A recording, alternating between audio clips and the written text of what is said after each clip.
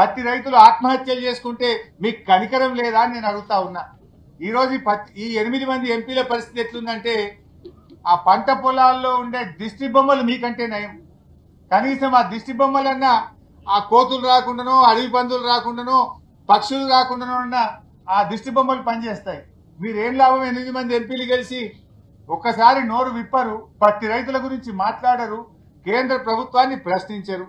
ఇక 8 మంది కాంగ్రెస్ ఎంపీలు గెలిచిండ్రు, ఎంతసేపు కేసీఆర్ ను తిట్టుడు, బీఆర్ఎస్ ను తిట్టుడే. మీరు ఎన్నడన్నా పత్తి రై ఎందుకు గొంటలేరు అని పార్లమెంట్ లో 8 మంది కాంగ్రెస్ ఎంపీలు నిలదీశారా, ప్రశ్నించారా? కాంగ్రెస్ ప్రశ్నించదు, బీజేపీ అడగదు. ఇవాళ బీజేపీ ప్రభుత్వము బడా బడా పారిశ్రామికవేత్తలకు 1,00,000 కోట్ల రూపాయల రుణమాఫీ చేశారు, 1,00,000 కోట్లు మాఫీ చేశారు. మరి మా రైతులకు ఎందుకు చేయరు? బీజేపీ ప్రభుత్వం లక్షల కోట్లు బడా పారిశ్రామికవేత్తలకు మాఫీ చేశారు, మా పేద రైతులకు ఎందుకు చేయరు? ఇలా పత్తి పండించేది ఎక్కువ గిరిజన రైతులు, బీసీ రైతులు, దళిత రైతులు, పేద వర్గాల రైతులే పత్తి పండిస్తూ ఉంటారు. ఇలా కేంద్ర ప్రభుత్వం ఎట్లుందంటే విదేశాల నుంచి పత్తి దిగుమతి చేసుకుంటే అక్కడ మాత్రం నిబంధనలు సవరించి 11% ఏదైతే పత్తి మీద ట్యాక్స్ ఉండనో దాన్ని రద్దు చేశారు. దిగుమతి సుంకాన్ని రద్దు చేసి విదేశాల నుంచి ఇబ్బడి ముబ్బడిగా పత్తిని భారతదేశంలోకి తెస్తా ఉన్నారు. దాంతో పత్తికి, మన రైతులు పండించిన పత్తికి డిమాండ్ తగ్గింది, వ్యాపారస్తులు కొనడం లేదు. 8,100 అమ్మాల్సిన పత్తి వ్యాపారస్తులు 5,000-6,000 కూడా కొంటలేరు. ఏమైందయ్యా అంటే మోడీ గారి ప్రభుత్వం విదేశాల నుంచి పత్తిని తెస్తా ఉంది, దిగుమతి సుంకాన్ని రద్దు చేసింది బీజేపీ ప్రభుత్వం, అందువల్ల పత్తికి డిమాండ్ లేదు, మేము కొనలేము అని వ్యాపారస్తులు చెప్తా ఉన్నారు.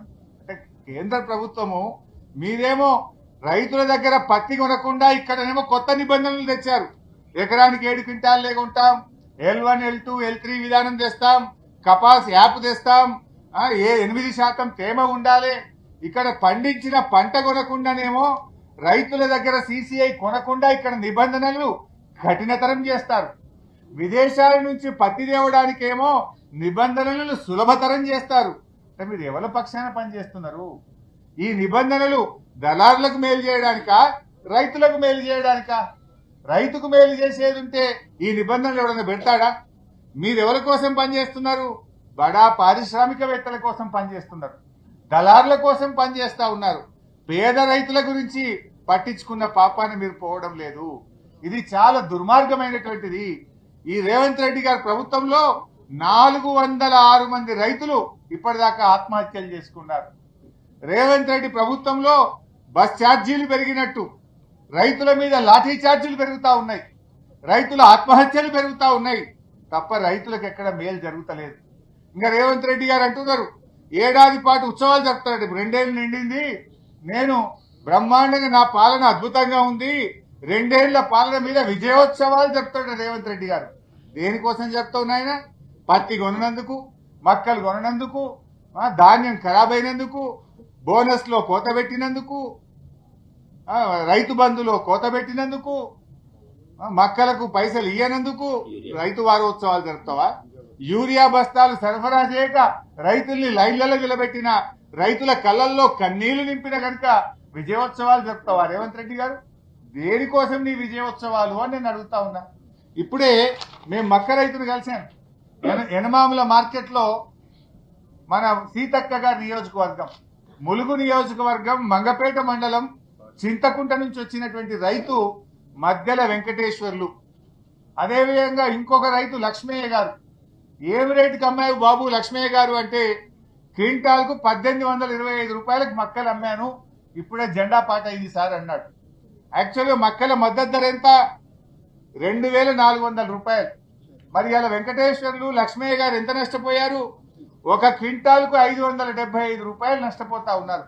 రాష్ట్ర ప్రభుత్వం కొనుగోలు చేయకపోవడం వల్ల ఓ క్వింటాల్ మీద 575 రూపాయలు నష్టపోయారు. ఆ రైతులు ఇద్దరు అన్నదమ్ములు, వాళ్ళిద్దరు కలిసి 137 బస్తాల మక్కలు తెచ్చారు ఆదివాసీలు. ఆ 137 బస్తాల మక్కలంటే దాదాపు 40,000 రూపాయలు ఆ రైతులు నష్టపోయారు.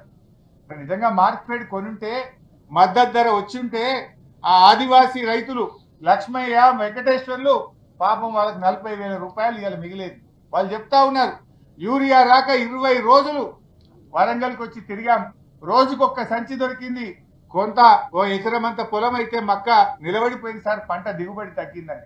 యూరియా ఇయ్యక అట్లా సాగుకొడుతుంది, ప్రకృతి కరుణించక అట్లా ఇబ్బంది అయ్యే, మార్కెట్లకు వస్తే ధర రాక ఇట్లా ఇబ్బంది. కాబట్టి ఇంతకంటే దుర్మార్గం ఏముంటది? నువ్వు ఏం చేస్తున్నావు? జూబ్లీ హిల్స్ ప్యాలెస్ లో కూర్చొని నువ్వు ఊహా లోకంలో విహరించడమేనా? కలెక్షన్ల మీద నీ కలెక్షన్ల మీద రివ్యూ చేయడమే కానీ రైతుల పంటలు ఎట్లా అమ్ముతున్నాయో రివ్యూ చేసే బాధ్యత రేవంత్ రెడ్డి గారికి లేదా అని నేను అడుగుతా ఉన్నా. షేర్ చేయండి, లైక్ చేయండి, సబ్స్క్రైబ్ చేయండి. మరిన్ని వీడియోల కోసం బెల్ సింబల్ పై క్లిక్ చేయండి.